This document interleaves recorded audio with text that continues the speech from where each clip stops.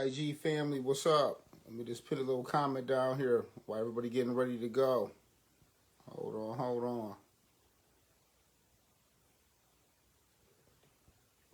on, everybody. Hold on.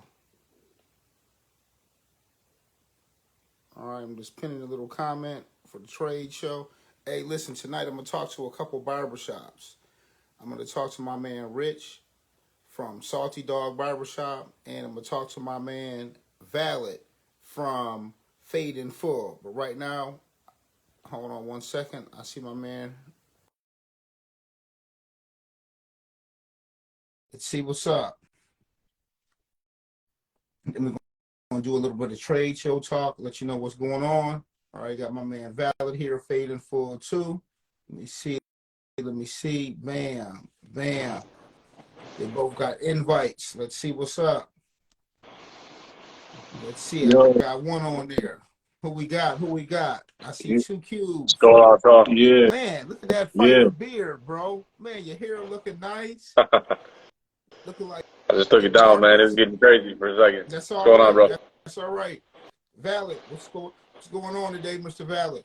What's up? What's popping, man? What's Hey, happening? everything Oh, we good. got PJ in here. Hey, I just want to appreciate you guys taking time to get past the art of barbering, which we all do.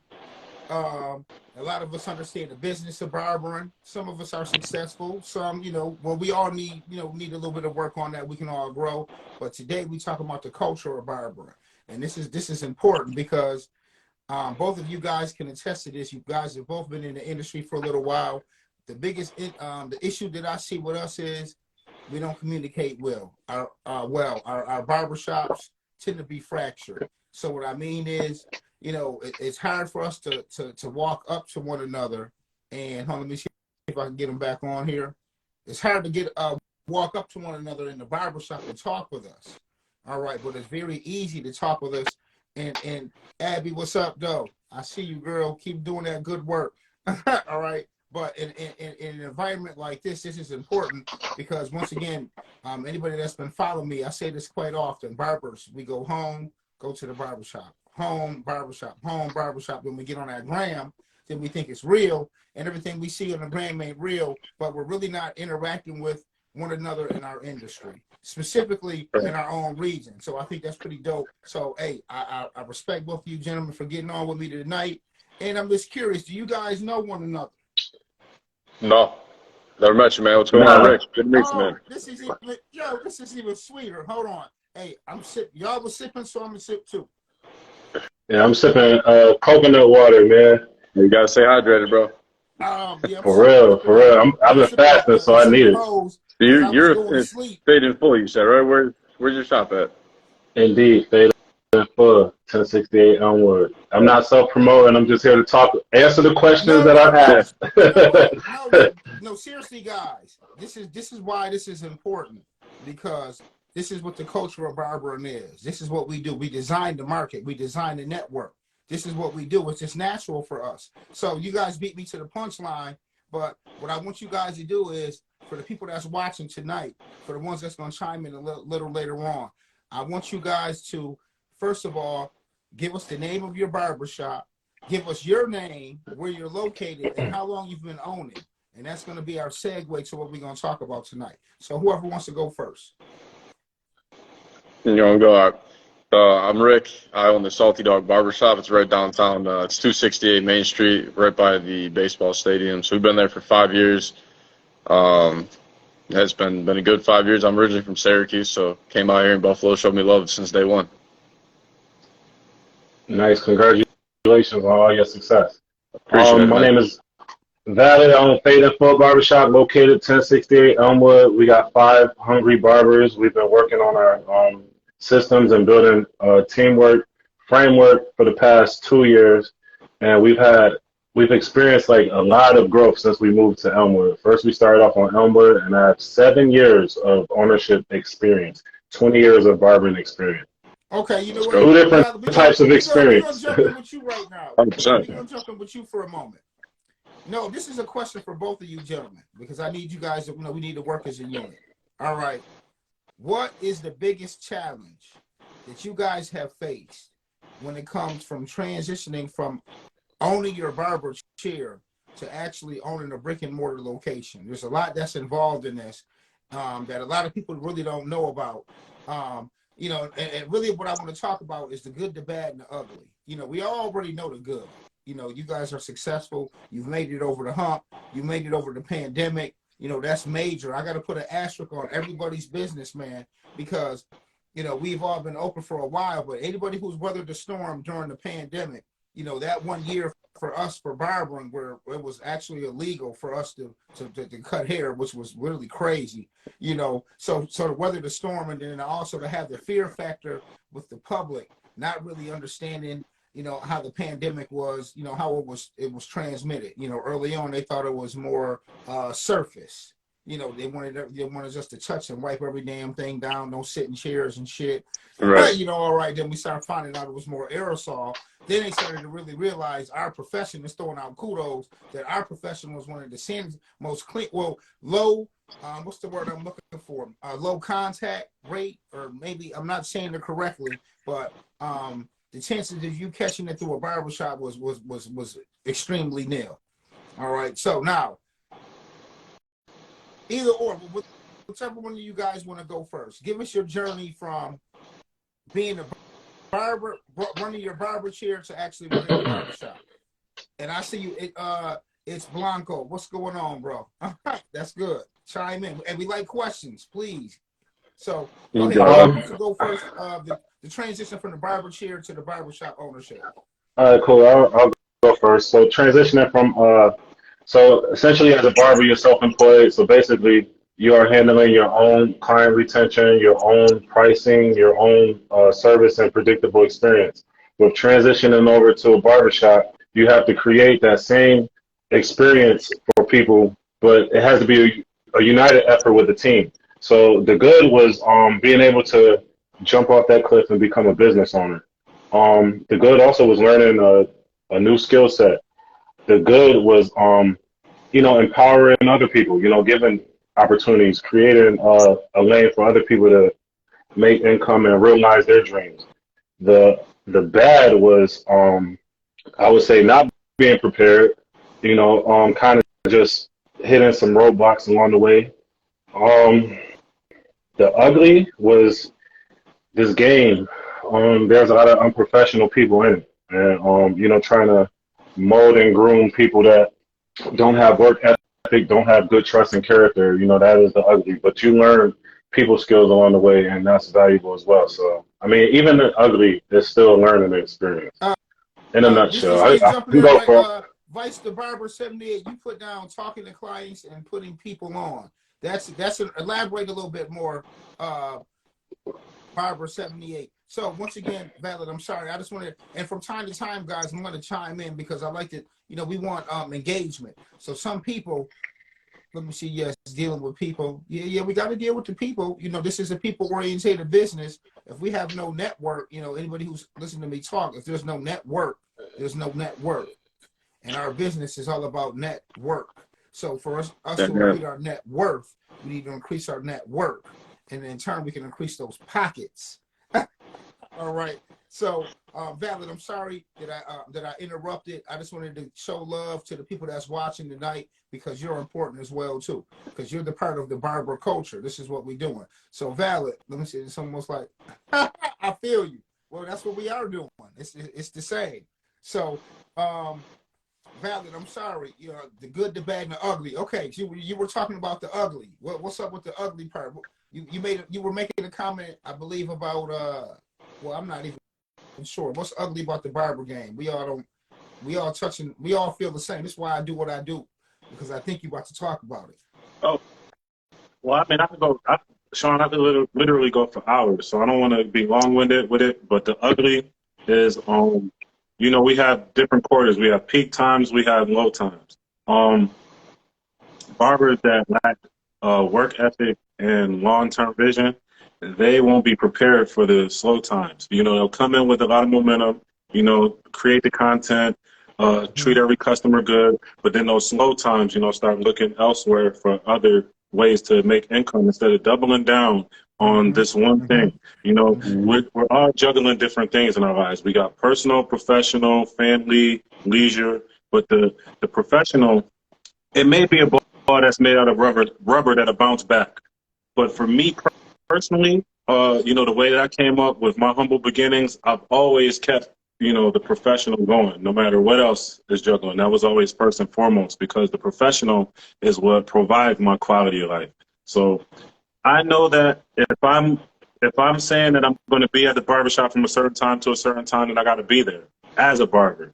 As an owner, I got to be there from a certain time to a certain time because, again, this is an industry of 1099 self-employed people. They want to create their own schedule and utilize the freedom that they got, and I'm cool with that. But when they leave, I still got to be there.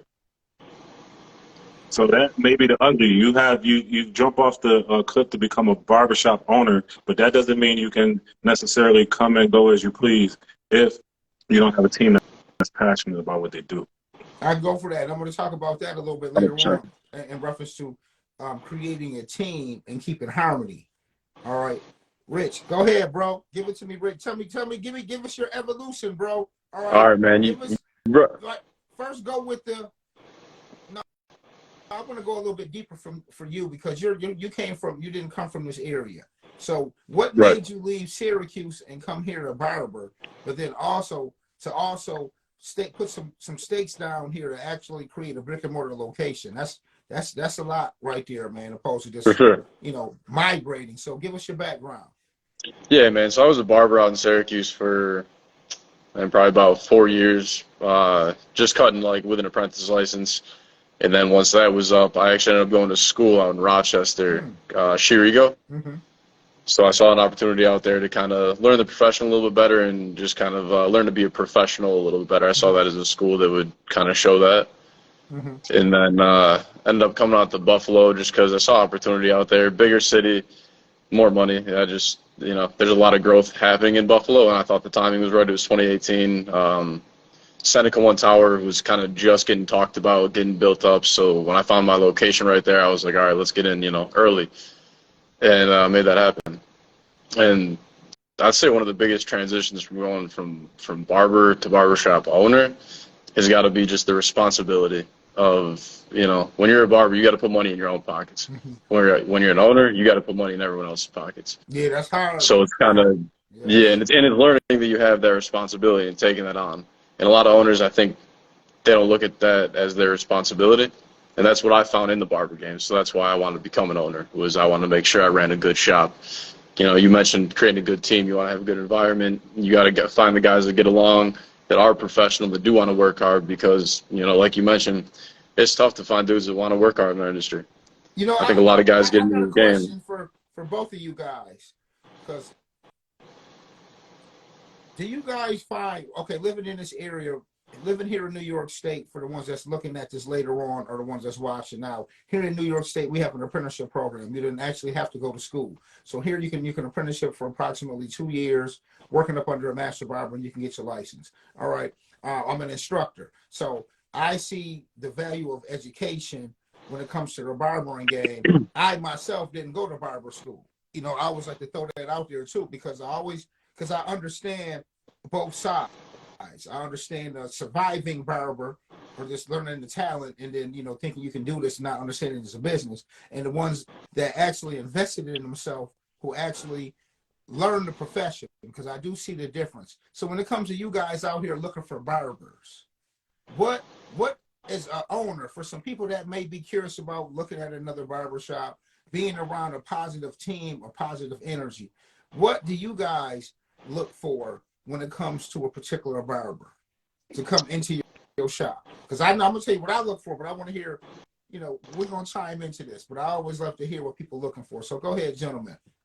So really, I look for personality first. I tend to think that cutting hair, I can teach you that. So if you come out of school and you're not like perfect cutting hair, that's all right. I look for someone that's going to be a professional. You shake my hand and you came in. Do you have a work history that seems like you were pretty decent, or are you a guy that's like, yeah, I'm just getting in here because I want to take a nap at 2 p.m. every day, and I've had both guys in my shop, and so I really just look for for hard workers. Somebody who's got work ethic, somebody that's polite, definitely a people person. I mean, we got to deal with people. We got to talk to them all day, right? So I think those are the things I really look for. On top of, I really like to have that team mentality in my shop. We all help each other out. If a new barber comes in, you know, if I'm not in the shop, my next guy up is going to help out that barber. And I know that I can leave the shop and that's going to happen. And there's not going to be, you know, a bad haircut leaving the shop ever. Because that's the biggest thing is you don't want one barber in there that's the guy that no one wants to sit with, or the girl no one wants to sit with. You want to make sure everybody's, you know, kind of that same caliber, respect the clients that same way. Nope, I agree with that. I like that, Mr. Valid. I agree with that too. What are you looking for when somebody hits your door? What you scanning for? Okay, so usually when people inquire about coming to the barbershop, I got like a casual line of questioning that I like to ask. A 1 or 2 demo process. We do applications, and I'm judging people on 5 or 6 things. I'm judging them on character, skill set, work ethic, trust, and long-term vision and network of contacts. So, I mean, skill set could be a 5. Character and trust has to be above a 7. So it's like a 1 to 10 scale. So skill set could be 5 at minimum. We can work on that. Character and trust, you know, that is who you are before you walk in the door. So that has to be above a 7. Network of contacts. Some people may not have the skill set or like the network of the skill set or the work ethic yet, but they may have a strong network of contacts. Let's just say they graduated from Yale, or they come from like, another business where they can pull clients from the previous job that they have. That's very important.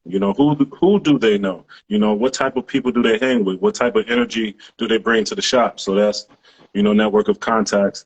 And then you got, the work ethic is like, I can judge that on if they show up to a demo on time. If they say they're going to come at 3 o'clock Right. and they, yo, I'm running late, yo, my demo late, and it's like, yo, come on, man. Like, you only get really 2 shots with that with me. Like, when somebody this just happened, actually. Actually, this happens frequently with people saying they want to come in and do demos and things like that. I'm like, all right, set a time. Boop, this the time. They don't show or no call, no show, forget about it.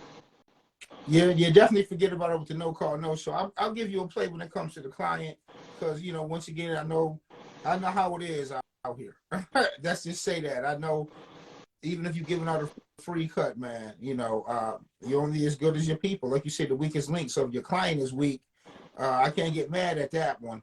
But I definitely know they ain't showing up for you to get paid as the barber. Mm-hmm. I would say for myself as a shop owner, at one time, gentlemen, I used to look for the dopest barbers. I would always look for somebody, who had a little name to themselves.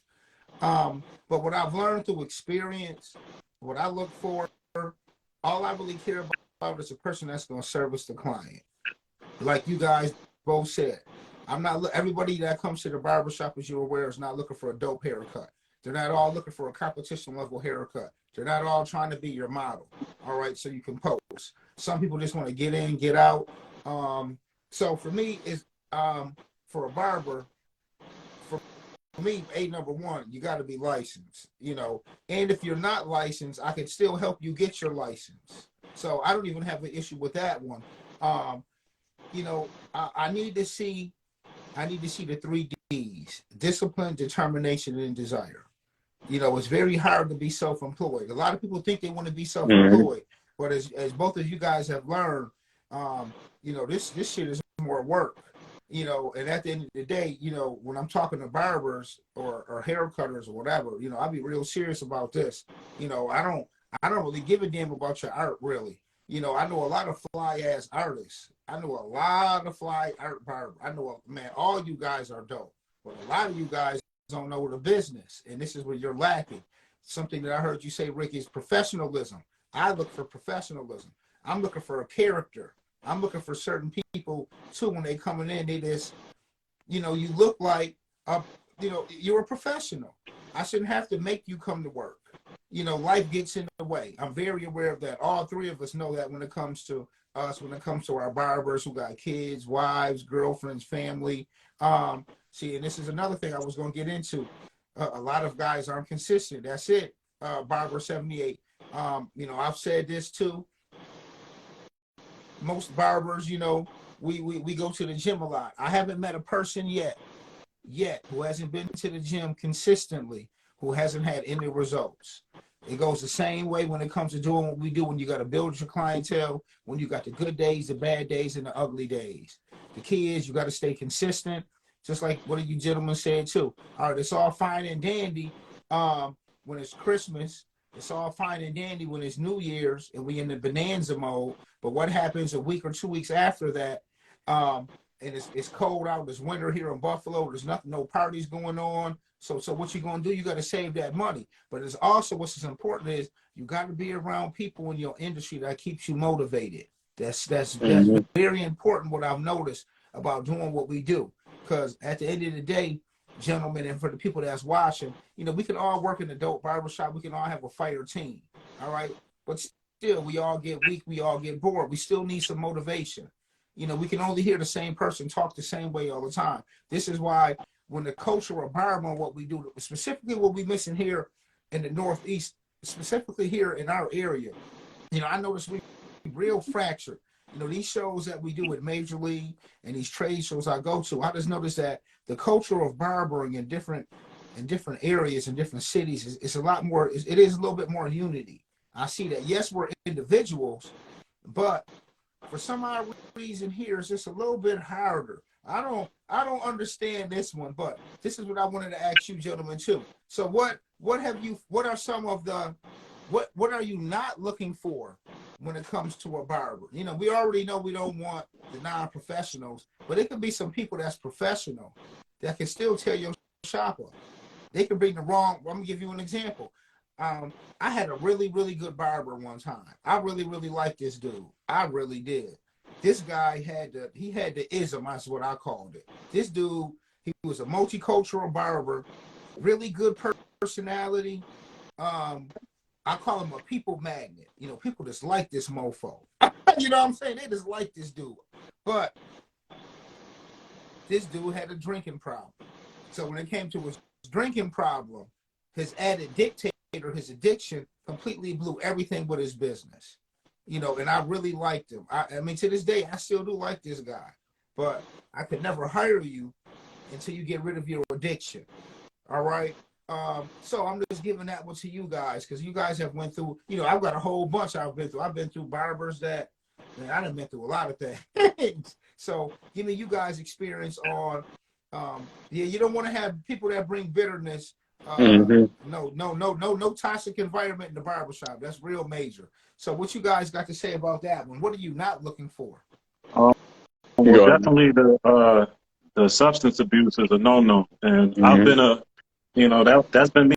I've been a victim, so I'm a little lenient with that. You know, trying to take people to counseling or AA meetings or whatever I got to do to help them succeed. The bad vibes, the gossiping, hold on 1 second, because I'm not gonna forget this. I love when they chime in. So we got Mandy Blends. Any advice on managing the hustle while not burning yourself out? Hey, that's big because I just suffered a little burnout and I had to go on vacation. So, gentlemen, let's help them out with that one. What advice can we do with managing the hustle and not burning ourselves out? Take lunch. I'm not gonna forget about the bad barbers. Go ahead. Yeah. Definitely take lunch breaks, man. I went years without taking lunch breaks, and the burnout was real. You got to eat healthy, go to the gym, man, take care of your body, stay hydrated. Like my man drinking the coconut water. That's what we got to do. Yeah, 100%. Like, yo, if we look at athletes, you know what I'm saying, they practice the best conditioning and staying strong. They practicing. You got to do the same in the barber game. You got to take care of yourself, take care of your body, make sure you get enough rest, make sure you're putting the right foods in your system. Like, if you're rushing to get a hoagie every lunch break and, you know what I mean, going OD on the bad foods, take care of yourself because you are a business within the business. I'm gonna chime into that one too, because both of you guys said something that's real important that I think is underrated. Barbers, you need to take a lunch break. You know, as you start to build your clientele, start to get a little bit more higher, you know, high volume barbering, where you have to start actually pacing yourself and taking a break. I've told students and I've told barbers this: you look better taking that half an hour lunch break instead of trying to squeeze in an extra head or two. and then you squeezing that extra head or two, but now you irritable for the remainder of the day. Now you ready to go home, but not knowing if you would have took that break, not only is your body going to be right, your mind is going to be right. So that means you're going to talk to the clients differently. You're going to give out positive energy, and you still may cut an extra client. But this is the key thing is while you're rushing to cut an extra head, you need to slow down, get that body together, and now you may be able to get an extra client. And that's a big thing because I'm real big on word choice. You know, cutting somebody's hair for $35, $40, whatever, that doesn't mean much. You know, I say this all the time. I really don't give a shit how sweet you cut hair if you only cut one or two heads. It's all about volume. So I don't give a damn if you cut 50, 60, $100, whatever you say you charge. If you don't have any volume, if you ain't making no pieces, you still ain't getting paid. And I can prove that. So regardless of what you say, you know, I've been barbering for a while. So, but when you're putting out that good work, these people are gonna come to you, and you can charge what you want to charge. But the key is you want to be peaceful, you want to be respectful, but you want to make sure that you service the client and not really be a $35 head. You want them to be a $3,500 head for the year. You know, I talk to everybody about, and for the ones that's listening right now, for barbering, we don't work like everybody else works. This is not an hourly job. This is not a salary job. This is a piecework job. And the more pieces you make, the more money you can make. If you can't make more pieces, you need to do up services on each one. So that's why it's so important for the people now to, you know, stack services. But just like we said, you got to eat right, man. It is so important. And I tell my students that, and I'm so happy you owners preach about that. So that's so good. So I don't know what other advice can you give them about the burnout? Yeah, go ahead. Yeah, Go ahead. I got one thing. Well, first I'm gonna shout out Mandy Blends and shout out Biggs. You know what I'm saying? Biggs just won a contest in our shop for most tips. Mandy got a good first month in at our shop, so I want to shout that out. But one thing to avoid burnout is to continue learning. So, you know, you're an asset to your people because all the knowledge that you have should be transferable to your people. You know what I'm saying? But if you gather it all, then, you know, seek knowledge from somewhere else. Any trade shows, any classes and things like that. Like I've been in it 20 years, and they did a shear class out in Lockport on a Sunday morning. Hey, There's a hold on. lot of other things I'd rather do. Shout out to Downtown Barber 716. Hey, man, you can chime in whenever you want because, like I said, man, this is the culture of barbering. This is important because, like I said, going home, shop home. This gram ain't working, but this is important for us to know what's going on in our area. Go ahead, Valley. I apologize for chiming in, but I got to show up. I got to give the respect for the people that's watching. Appreciate you, Biggs. No, I said it. I got it. All. All right. Rick, give me something for you. What are you not looking for? If somebody comes in your door, I'll give you another one. If I got a barber that's been, he said he's been barbering for 10 years, and now you coming in with your pants sagging, and then you telling me you got customers, but then I'll give you a shot and you don't come to work. Yeah, right. Now, showing up is huge, man. That's number one. But I'd say the toxic environment, man. I've seen that just like kill barbershops from the inside. So you gotta have those dudes that aren't gonna be like talking shit on haircuts. Again, they're just down to that teamwork. Like, want to help each other out and build each other up. If you're in there just like trying to steal clients from everybody, you're being like too greedy like that. You know what I mean? It's not gonna work for anybody. And then other barbers want to leave. So that's like one thing I definitely look for. If they're all like, if somebody's all on that like me kind of stuff, I won't even touch them. You know what? I experienced that as well too. And you know what? It's funny. They think nobody sees that, but the whole shop can feel that. Yeah, 100%. You know, and the main ones that say I'm a team player, but I'm like, bro, I know you're self-employed, but you're really not working as a team. You're really not. Okay, you might think you do. Yeah, but downtown barber, you know, they can go get a salon suite. Like, we've had super skilled barbers that probably work best alone. You know what I'm saying? We do team building activities and stuff like that. We want to go out and have some wings, or we want to go bowling, or whatever we're going to do together. And there's like one person that never comes, one person that always missed the meetings. One, it's like, yo, you're not really a team player. Like, yeah, you're putting numbers on the board, and that's important for you and for the shop's operating expenses, but it's not good for the team culture. So, you know, I'm not saying we need to shine each other's shoes, No, but no, you but we know, work. do something One thing I outside would the say, shop. I tell my students this, and shout out to my bro Carl Littles for shouting out. So my man Carl does the West Coast Trade Show out there in Vegas. We just had that last month. Shout out to Carl, who got his barber school running, and also Carl will be doing one of our classes in Nashville. So shout out to my man Carl for chiming in and watching. I always like to tell my students this too. The barbershops, our businesses are interdependent. Not the barbershops, the barber chairs, excuse me. So what I mean is how my client talks affects your business. How your client talks affects my business. How your client smells affects my business. All right. And also, even the way you come into the barbershop, coming in looking sloppy sometimes, not looking at your best, can destroy the perceived value of the barbershop. All right. Both of you guys got really, really nice barbershops, man. Once again, Says I the guy respect that you. has Appreciate a nice that. barbershop. Say it again. Says the guy that has a nice barbershop. Oh, that's an opinion, though. Nah. Once again, that's an opinion. All right. I mean, thank you. Thank you, bro. But y'all got nice ones too, then. Okay. All right. Yo, All Appreciate it, right. man. I All remember, right. And I respect.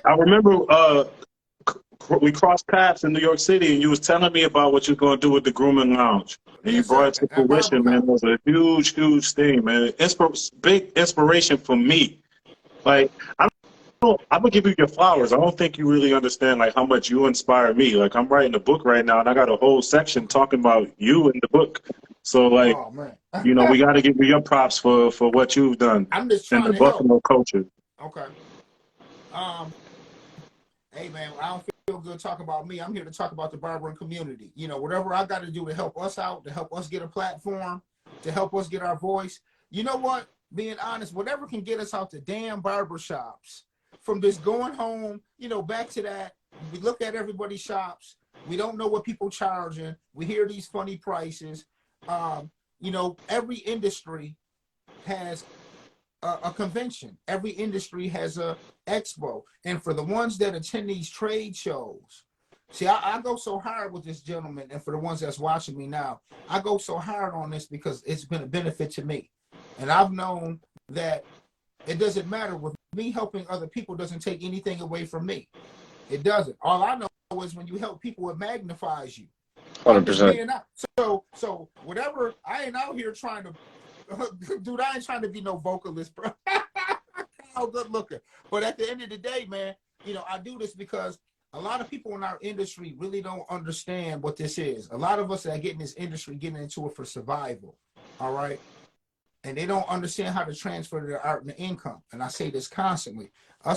Me as an instructor, I always have to teach the barbers how to transfer your art into income. You a dope artist, but you're watching the wrong thing to be a business person. And you don't really know. You got some shop owners out here who don't really understand how to be a business person. You're running a shop, but you're still not running a business. And that's a big difference. Just because you own a barber shop and you got some illegal barbers cutting, you ain't, first of all the barbers out there right now, please be legal, get your license. I hear weird things. I look at it just like this. Excuse me, I had me a good meal.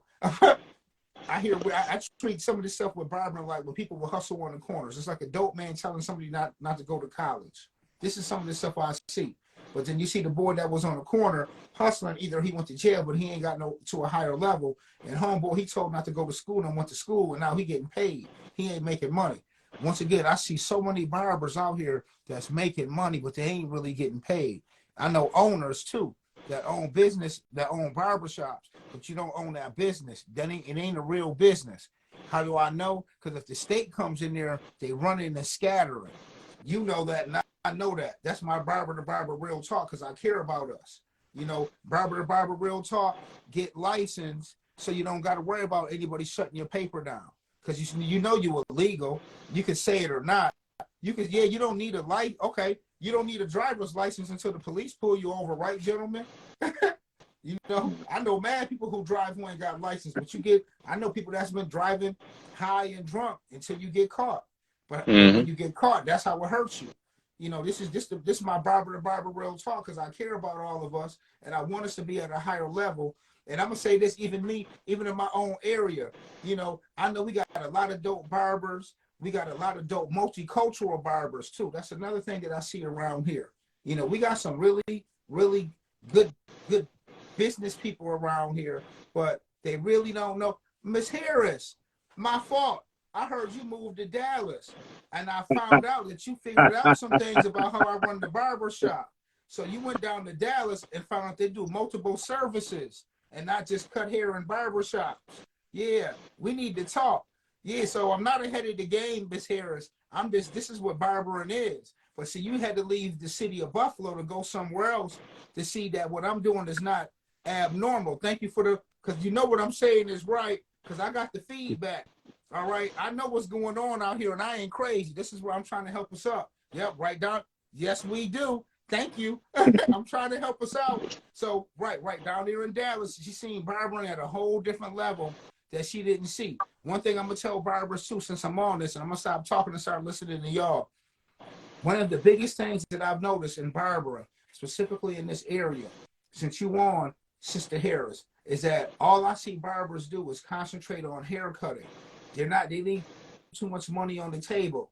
The biggest thing I'm always going to tell a barber is, man, put them in that bowl. Give them a shampoo massage.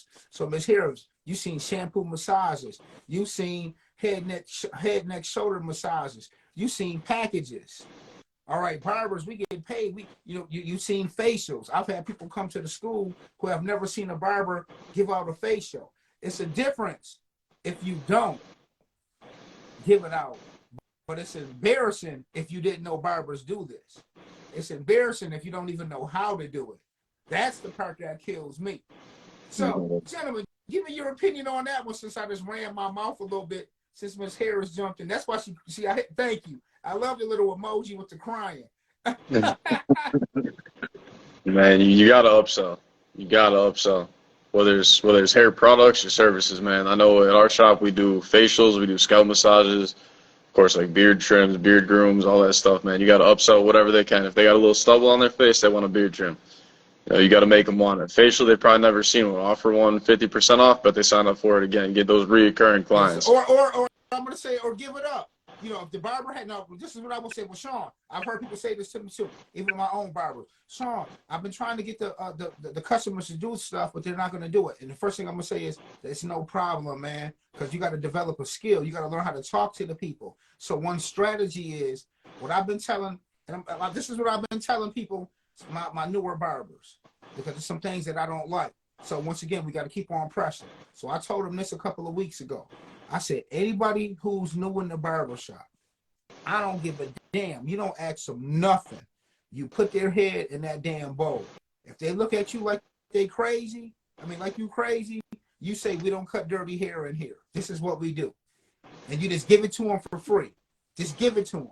And you give them a nice shampoo massage, and then you cut their hair, and then you explain it. And then I told them, if you don't know how to talk, call me over. I'll talk to the customer so you guys can learn how to develop the skill of selling. So the key thing is, if you go into a place and it's a standard, you don't have to take it. All three of us have walked into places and they'll say, well, you try to knock it down on the bill. And you say, well, it's not going to knock the bill down. This is just what we do. All right, I'm down with that. So what it has done is, I'm going to tell you, it's increased the shampoo selling. I retail Paul Mitchell in there. It's increased the Paul Mitchell because I like tea tree. Everybody I know likes tea tree. Some things with me, it's a no-brainer. If everybody likes it, I'm using it. So I use Paul Mitchell. All right. So over these last couple of weeks, not only has some of the people come back saying that I'm down because they never had a shampoo massage, not a real shampoo, also has caused the barbers to sell the product, which has increased their ticket, but also has caused retention because now that one person is doing something different, creating their niche to where we don't want them to go to anybody else. So that's one strategy that I've forced the barbers to do. Well, either you got to do it. Now, if a client doesn't want to take it, that's all on them. But the key is, I need to establish a culture with my barbers and the clients that separates my business from anybody else's business. And this is what I tell all the barbers and owners. You have to find your niche. on what makes your business different than anybody else's. Barbers. Why would you want to be another oh, it was Tim Hortons on here. Why would you want to be another Tim Hortons? They all over the place.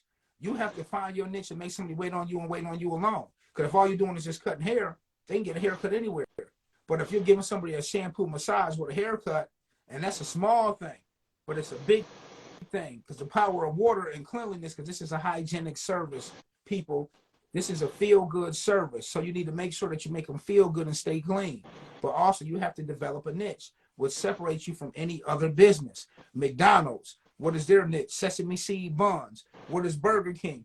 Their niche is charbroiled meat. Wendy's, what is their niche? Unfrozen meat. At the end of the damn day, they all sell bullshit burgers. It's only a burger, but they all talking about what? Well, I don't freeze my meat. Well, that's why mine is sweeter. Well, you know what? I cook mine over the grill. That's why mine is fire. At the end of the day, all three of us can make a better burger than all of them. But the key is how they market it and how they brand it. And we'll talk about that another time. All right. So I know I got a little long-winded, but I be so passionate and I care so much about y'all as barbers out here because y'all so fire and all y'all owners. What advice would you give somebody who wanted to open up a barbershop this upcoming year? What was the biggest, give them the biggest thing they should do and the biggest thing they shouldn't do?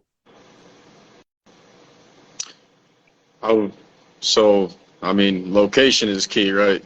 We all know that.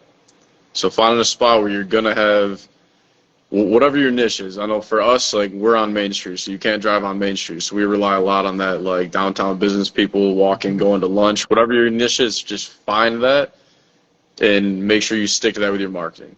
So that's one of the biggest things, is definitely location. All right, what's a big business no-no? Big business no-no? Yeah. I mean, make sure everything's legal. Make sure you get everything checked out by the health department. Make sure you're doing all of that, because you don't want a headache with that. It costs you like thousands of dollars in fines, everything like that, and you don't want to just be checking over your shoulder all the time. So I'd say that's one of the biggest things, and making sure you're checking your expenses, making sure you're checking your money. I know we all got money coming in every day, so it's easy to spend it, easy come, easy go. But you got to watch that stuff. End of the week, got to pay chair rent, however it is, man. That's one of the biggest things. Okay. Valid. You touched on some important things with location and legal. So I'll go with systems and operations and team building. So you spoke about the big franchises. Make sure that your barbershop can provide a predictable experience. And I think that comes with team building. I think that comes with establishing some type of framework, like we covered between these lines. Like, every style is going to be variable. But these are the rules and the values and the principles, and we do this. Everybody's going to come in and get a predictable experience with us, regardless if the cut is good or bad. This is the type of music that we play. We have cookies every Saturday. Just predictable. You know that we'll have that. You know that we'll have certain people on staff that'll greet you at the door, say goodbye to you. Are we rebooking them? Are we pushing our people to do reviews? You also mentioned sales too, and three important things with sales is people have to believe in your company, believe in your product and your service, and then believe in you. Mm-hmm. Something that you said that I loved: barbershop owners, and even the ones that work in barbershops. All right, this is why the culture of barbering is so important, because we got a little meeting going on. Guys, y'all got to be real cautious of y'all music in the barbershop. First and foremost, barbers and some owners, the music that we play in the barbershop is not for us. Everything is for the client. First and foremost, everything you do in the barbershop, when you walk into Fade and Full, when you walk into Salty Dog, wherever you walk into anybody else's barbershop, your number one objective is to service the client, not to make time pass away for you. Not because this is your favorite song and now you can get in your zone cutting this person's hair, but the music that you playing is a complete turn off to the client. He has no idea culturally what the hell is going on. It might make him fearful. I'm very serious. So once again, for the barbers, please remember your music. What did you get down here? Music's got to satisfy the kids, moms, dad, thugs, all at the same time. Yeah, downtown Barber 76, that shit's virtually impossible to do that at the same time. Okay, But if we can make everybody happy at the same time, that'll be fire. All right, but the biggest thing is, guys, for the barbers out here, if your business isn't growing, you find yourself stagnant, yo, it might be your language, and your language is the music. What you put in your ears come out your mouth. All right. So while you in the barbershop getting in your zone, but you turning everybody else off, even the customer. All right. So when it comes to the owners out here, you know, you can play some blanket. Like, I always have to be transparent. You know, in the barbershop, I like a lot of jazz. I like a lot of certain music I know doesn't offend anybody. I know jazz doesn't offend anybody. I know country doesn't offend anybody. And that's about it right now. You know, anything else, it'll be kind of, I might be a little bit specific.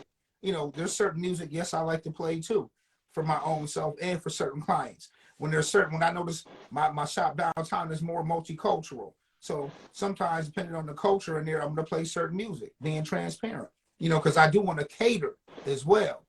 I don't want to offend, but sometimes you want to cater towards a client. But I've seen little kids, I've seen old men. Go ahead, Valid. I'm sorry, bro. Get it. Got one thing I gotta chime in, man. Keep the shop clean. Keep the Yo, shop clean. Yeah. Bathroom clean. Shop gotta be clean. yes, yes. Clean, shine. Hey, we in spring cleaning mode, y'all. All right. I like you, GG 102969. Customers come first. That's what I tell my barbers all the time. Mandy on Customers are top of the number one. cleanliness. I gotta shout out Customers Mandy for the number one. cleanliness. Barbers are number two, and me, I'm number three. I'm the last one on the pole. All right. So if there's no customers, it ain't no barbers, and if it ain't no barbers, it ain't no me. All right. And if it ain't no barbers, I still need customers, which means it still ain't no me. You know, so at the end of the day, number one thing, guys, the business. For the ones who don't own a barbershop, who do want to own a barbershop, your clients are your business. Hey, I'm gonna say something else too, because over the last couple of weeks, and I'm gonna be going to a lot more barbershops regionally. I'm gonna tell you one thing I'm noticing too, guys, that's a little concerning to me. Just to make you guys aware and the ones that's watching. I'm noticing a lot of barbershops where you got these owners who aren't really paying attention to location. You chimed in on it. I'm starting to see more and more barbershops. You got 4 corners on 2 major streets. I'm seeing 3 barbershops on the corners. I'm seeing them within walking distance. I'm seeing people put barbershops next to barbers. So let me give you guys a business tip. Barber to barber, real talk, who never went to school. You need to put your business where there's a need. You don't put your business near other barbershops to cannibalize. I hear stuff like this. You know, I be out here in these streets.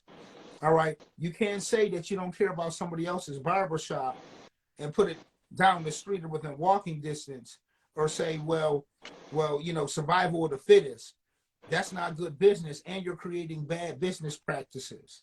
Mm-hmm. You know, so for some of you owners out here, you need to be really conscious of proximity.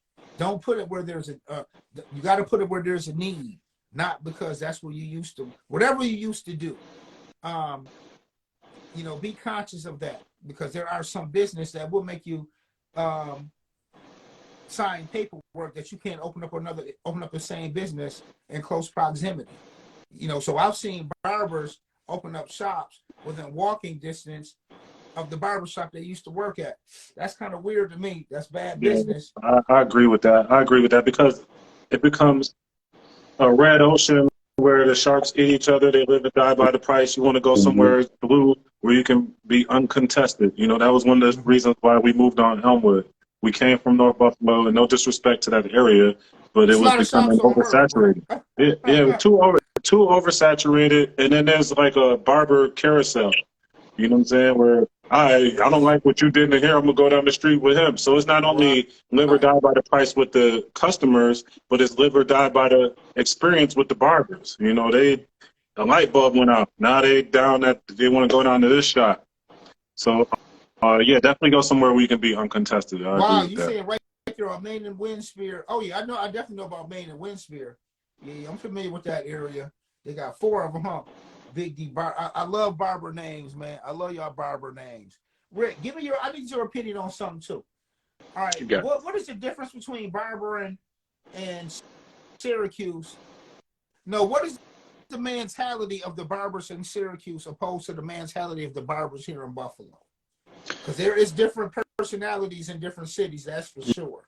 Yeah, for sure. I'd say it's still a pretty dog eat dog world out there. I mean, it's really not a lot of love. I didn't really find a lot of love between shops in Rochester as well. I find kind of like you said, that's like a Northeast thing. I think we tend to be a little colder, and our areas aren't they haven't been the best. So I think we all kind of look at it like you gotta get it while you live kind of thing, and we're all trying to eat the most. I think that definitely is a thing. I think there's a lot of love that can be shown between barbers, so we can learn from each other, so that we can have kind of price compatibility. We can kind of raise the market. We can start getting paid a little bit better.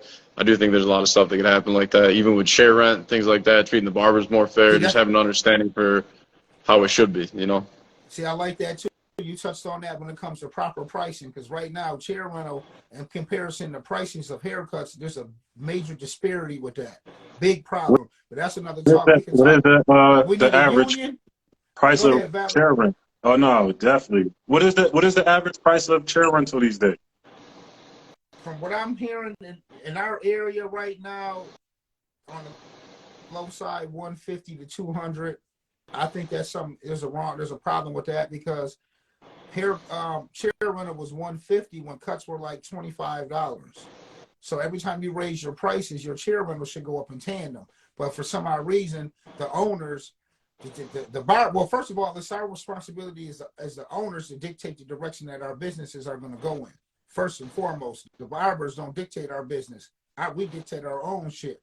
So when it comes to the pricing and what some of these barbers are charging in comparison to the price of rent, it's rather embarrassing. And some of these barbers don't even got proper money management. That's a whole nother topic that we can talk about too. So I'm gonna stay out of that lane for today. Well, we can pick up on They that don't want one me when to go another there. barber real talk. We That's a can rabbit all hole. talk about that all night long. Because I'm real. You know what I love? What happened tonight, guys? And I apologize. I didn't want to keep you guys all night long, but this is exactly why I do what I do. We have two barbers.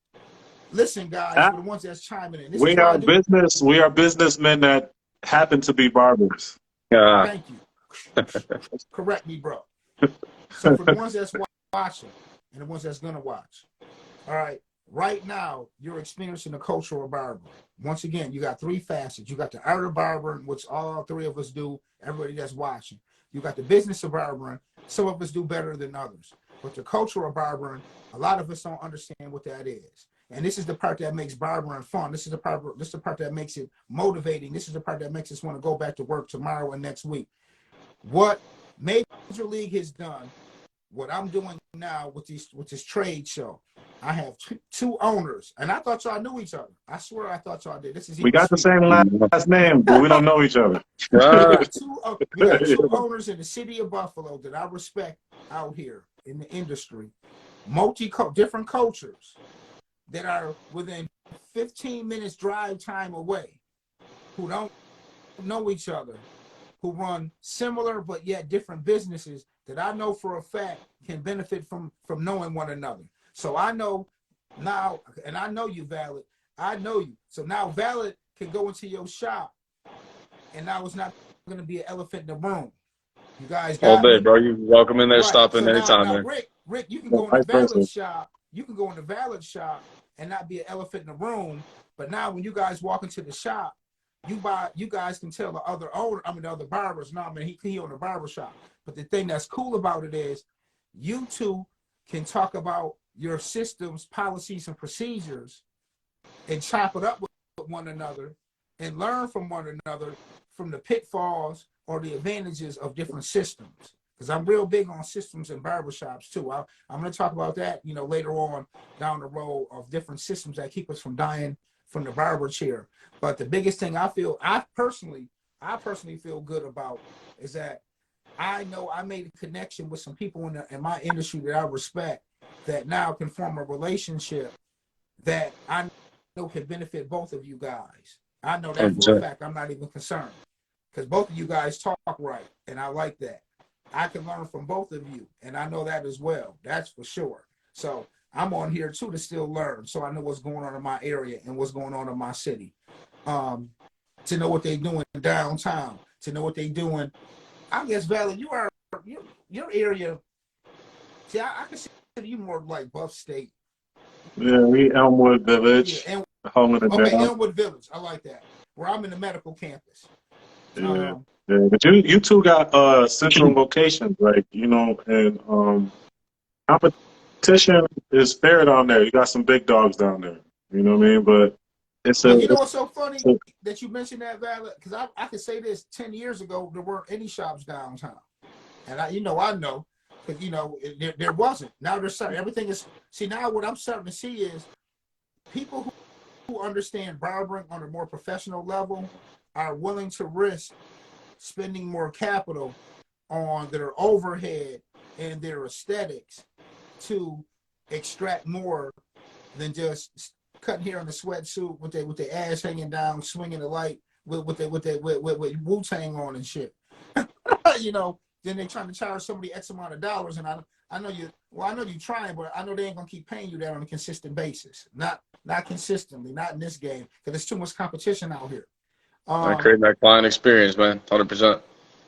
I'm gonna ask you guys one more thing before I sign off tonight. If you guys had a barber, hold on, let me see what my man got down here. Self-impressions 2404 downtown barber. How do I feel about keeping and learning from them besides Rick? Man, we all care. Blaisdell, yo, what's up, baby? I see you. We got Connecticut in the building. That's my guy right there. I'm just out here promoting for the show. That's just what I do.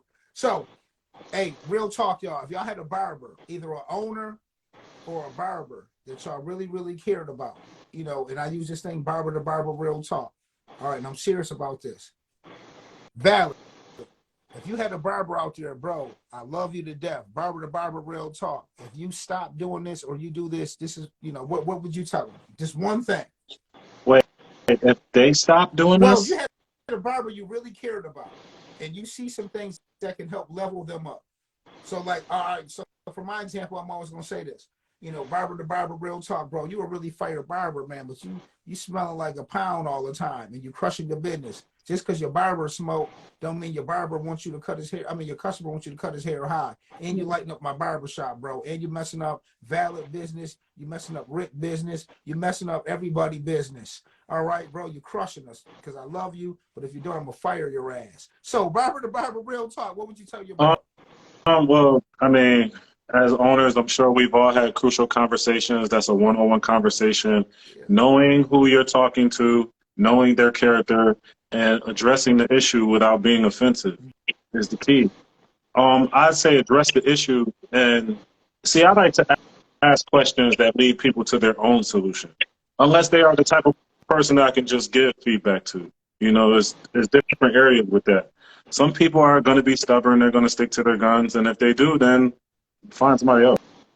I hate to say it like that. All right, Rick. If you had somebody out there, barber to barber, real talk, bro, I love you to death, man. But your clippers is dirty as hell. Your customers ain't telling you. They all tell me. But dude, your clippers is dirty. You keep giving everybody bumps, bro. I love you, but you gotta clean your clippers better. Right. Yeah, you can't be having that. No, I mean, I think the biggest thing that I've seen is, so in my shop we do like shirt and tie, so we dress up a little bit. So I've definitely had dudes just not trying to adhere to that. That's been an issue, and the same thing. It's like, man, if you're not willing to put a belt on for work, then I'm only gonna tell you once. And other than that, I'd say the guys that want to just sit in the chair on their phone all day when they're new, but they're not coming up actively learning, because I can only put so much of my energy into teaching you. I can't really like go get you every time to show you something. So not having that, I guess, active mindset to come over and just like learn yourself. Like, you gotta have that. You gotta show me that. If you're not showing me that, I'll have a talk with you about it. But from there, it's like you can only help people that want to help themselves. So be able to help yourself, I think, is probably the biggest thing there. Okay, I'm gonna go with this one. Barber to barber, real talk. Since everything is social media now, I fall victim to this. I need to get better at it. I want to say anybody right now who wants to build their platform on social media that's going to help your business, you got to stay consistent with your social media. All right. There's one tip I'm going to tell everybody: follow the Social Barber. She's so dope. The Social Barber. She's helped me with my business because I've watched what she's done, and she's made one comment, and it makes a lot of sense. When it comes to social media, either when it comes to your feeds, reels, or stories, if you're not in the room, where are you? It doesn't matter who sees you, but one thing is, if you're not in the room, nobody's going to see you. So the key thing is you want to post consistently. Also people are concerned about our lifestyles. There's only so many ways you can post a haircut. I can only post, like, even on my own page. I don't even got any damn haircuts on my own personal page. I gotta still, hey, I still like the art of barbering too, y'all. I still like to cut too. I talk a lot of different ways, but I'm still an artist. So I need to put some haircuts on my page. But when it comes to, for the ones who just post some haircuts, a lot of people want to see our lifestyles too.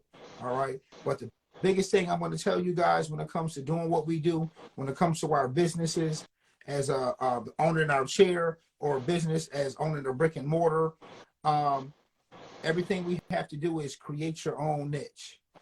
You have to. There is no other way, and you have to provide a proper experience. So all the barbers and the owners today, before we get off tonight, stop focusing on giving out dope haircuts and focus on giving out a dope experience, because that's going to separate it. The key to business is how you make a person feel. If you make them feel like a rock star, ooh, bro, I was about to say that. Go ahead, Big D the barber. Yo, if you focus on providing them with a magical experience, and now focus on the dopest haircut. And another thing, I can't help it. I run my mouth a lot because I care. Hey, and I am gonna go. Barbers, listen, man. I've been saying this over the last 3 weeks. I done figured this out. It took me all this time to figure it out. Barbers, if you work under appointments, your clients aren't making appointments to get in your chair. They're making appointments to leave the barbershop. All right? Who cares if you get them in at 10:30 and they don't leave until 11:30? You fail. The key is they're paying to get out. They ain't paying to get in. So keep your time right. Stop focusing on getting them in. Focus on getting them out, because that's how you keep them. That is the key. You can still be late, because there's been times I've been late. Barber to barber, real talk. I've been like 10 minutes later, whatever. And I'll tell my client, I say, listen, bro, I know I'm late, but you're going to be out of here by 11:30. You cool? Because at the end, he said, oh, okay, I'm cool with that. Because at the end of the day, all he cares about is when the hell am I getting the fuck out of here, Sean? Real talk. So that's just something for us to chime in to create a niche. One niche is I like to communicate with the clients. So talk to your clients, man. And both of you guys said something that was majorly important. Yo, get you a good meal in. Take you a break. All right? And stop worrying about today money and worry about tomorrow money. Stop worrying about that $35, $40 haircut and worry about that hundreds, possibly thousands of dollars that one client is going to bring you. Y'all got to really think about that. Customers bringing us thousands of dollars, and y'all worrying about a stupid ass little haircut. Stop worrying about a dumb ass piecework ass haircut and worry about client retention. And then you don't have to worry about making money. Then you'll be constantly getting paid. And that's what I know for a fact. All right. So that's just to sum it up. Yo, Rick, I love it, bro. I'm calling you again. I'll be on your ass again. Yo, man. appreciate you having me on, man. I want you to talk more next time. Yeah, I got you. No, you can talk because you're a barber. I know that. All right. Valid. I appreciate you. I'll be chiming in again. Hey, I'll be bothering you guys later on. I'm about to sign off for the night. Hey, I'll see y'all guys later. I'm going off with my clothes, and I'm going to put my little comments up on here. And then y'all, just follow the page and stay alert. All right. I'll be talking with you guys. Sean, appreciate you, man. Good to meet you, bro. No, man. I'm just trying to help, bro.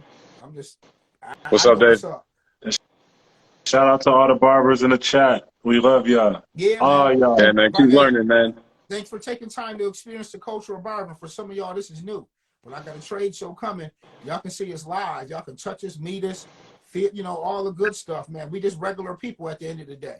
So, hey, we just trying to help out. So, hey, I appreciate it, Mandy Blends, and keep following. Once again, I got the trade show coming here, July the 16th, Seneca Niagara Casino and Resort Center.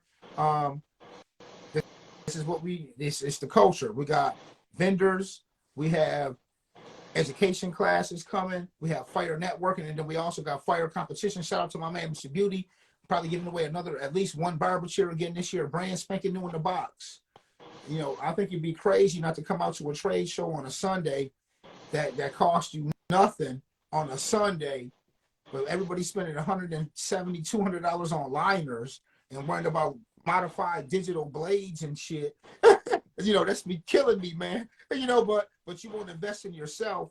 That's gonna help you meet other people. I just I can't. If you're serious about barbering, or even it doesn't matter, man. This is just if you're serious about doing what we do, it behooves you to be around people that's serious. It's always right now. It's about mindset. I got to be around people with proper mindset. So this is why I'm willing to invest my bread and invest my time so I can meet y'all, so I can learn how to be a better businessman at the end of the day. I don't care about being a better artist because everybody's not going to care about my art. But if I'm up here charging money, I better figure out how to be a better businessman. That's for sure.